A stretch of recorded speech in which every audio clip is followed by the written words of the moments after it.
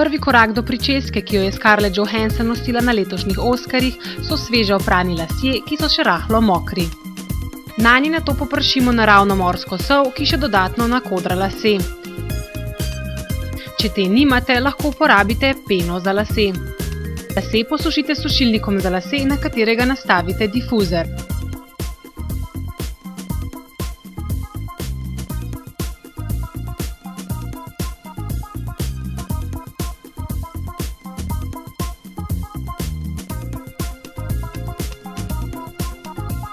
Na lase nanesite izdelek, ki bo ohranil kodre.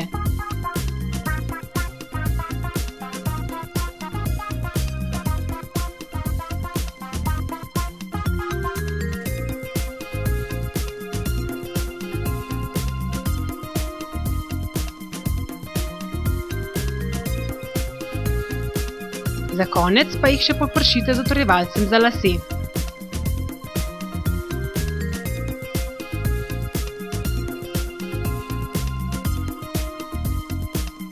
Preprosto in hitro do Scarlettine pričeske.